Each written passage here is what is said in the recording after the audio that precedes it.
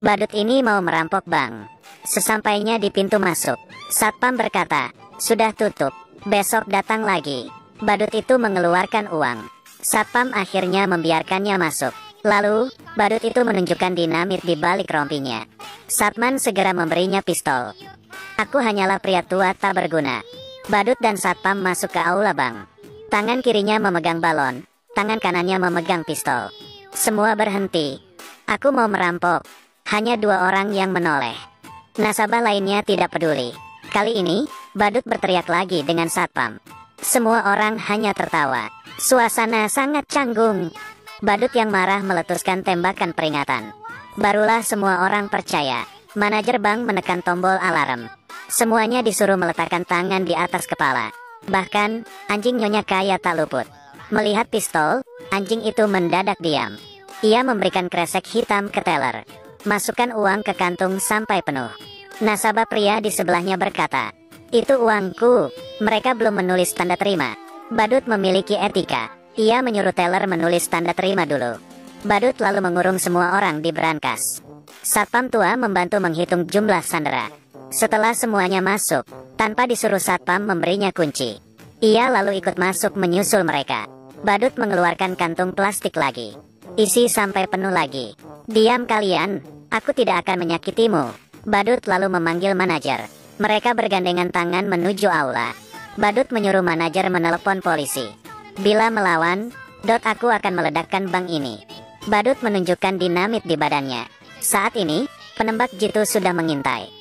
Begitu mendengar bank dirampok, masyarakat berbondong-bondong menonton.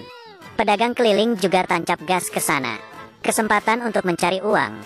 Sandera di dalam brankas. Sangat bosan. Ada yang garuk-garuk kaki, merekam pesan wasiat, berdoa rosario, mengunyah permen karet, dan ada yang menangis. Badut yang bosan mencoba menembak CCTV, tapi kemampuan menembaknya payah. Pistolnya kehabisan peluru. Semua tembakannya meleset. Ia akhirnya memakai pistol satpam. Sekali tembak, CCTV rusak. Kepala polisi menelepon. "Kenapa tadi kamu menembak?" Badut berkata, "Tadi aku menembak CCTV karena ia mengamatiku. Sekarang aku butuh bus dengan bensin penuh. 1 motor, 1 truk monster, 2 helikopter. Setiap permintaan yang dipenuhi, aku akan melepas 1 sandera." Helikopter pun tiba. Badut memilih 1 sandera untuk dilepas. Pria yang menangis tadi, muntah di sarung tangannya. Entah siang tadi dia makan apa. Di brankas yang tertutup, semua orang jadi mual mencium baunya. Secara demokratis, badut menyuruh sandera memilih. Semua orang menunjuk pria yang muntah tadi. Akhirnya, ia dilepas. Pria itu jatuh dan muntah lagi. Bus dan motor pun tiba. Saat badut memilih sandera, manajer bank datang dan berkata, "Aku berikan jamku senilai $12.000 ini. Tapi, kamu harus memilihku." Badut berkata ia adalah orang yang bersih dan tidak pernah menerima suap. "Kalau tidak, aku akan membantumu menjual jam itu. Harganya mulai $300. Setelah 3 kali meneriakkan $300 dan tidak ada yang menawar, badut memberi manajer $300 dan membeli jamnya. Dengan sopan, ia mencopot jamnya senilai $2 dan memberikannya ke manajer. Badut melanjutkan pemilihan. Si pirang memarahi badut.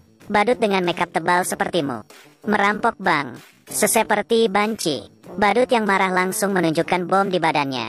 Para sandera lain langsung memilih si pirang. "Kami ingin hidup lebih lama." Badut akhirnya melepaskan si pirang dan si keriting.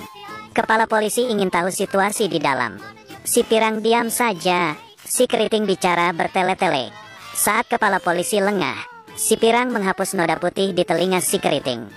Kepala polisi kehabisan pertanyaan dan melepaskan mereka. Lalu, truk monster sampai. Kepala polisi menelpon lagi, tapi tidak dijawab. Adegan beralih ke jalan. Mereka bertiga berkumpul dan merayakannya dengan sampahnya. Rupanya, si keriting tadi adalah badut. Si pirang itu pacarnya. Pria yang muntah tadi adalah temannya. Mereka berdua masuk ke bank dulu dan menyamar sebagai nasabah. Mereka bertiga berpura-pura jadi sandera untuk keluar. Badut menelepon kepala polisi. Ia berkata truk itu terlalu jelek dan ia tidak suka. Jadi, ia minta truk itu diganti. Bila tidak, sandera akan ditahan. Sebenarnya, Ini untuk mengulur waktu. Saat menutup telepon, temannya tak sengaja menekan klakson. Kepala polisi merasa ada yang salah. Di dalam bank, tidak mungkin mendengar klakson sejelas itu. Polisi akhirnya menyerbu. Di aula, hanya tinggal balon di langit-langit. Mereka bertiga tahu, dan langsung tancap gas ke bandara. Tapi, mereka tak punya peta. Jalanan sekitar terasa asing. Mereka tersesat. Mereka bertanya pada pekerja di pinggir jalan, yang ternyata juga orang luar kota. Mereka juga tidak tahu. Akhirnya, mereka bertemu seseorang yang punya peta. Siapa kira pria itu juga perampok. Ia menodong badut dan mengambil dompetnya. Tapi, di dompetnya hanya ada $4. Badut bilang, jamku ini harganya 12.000. Lepaskan kami, dan ini milikmu. Pria itu bilang, pria miskin sepertimu, tapi punya jam seharga 12.000. Kamu kira aku bodoh? Lalu ia mengambil koper mereka dan pergi. Koper-koper itu cuma berisi baju mereka. Mereka memutuskan kembali ke rumah si Pirang. Tempat parkir penuh, jadi mereka parkir di pinggir hidran. Si Pirang berkata, dendanya aku yang bayar. Dengan gembira ia memamerkan uang di balik bajunya. Rupanya, mereka menyembunyikan uangnya di baju. Saat mau pergi, penyewa baru datang.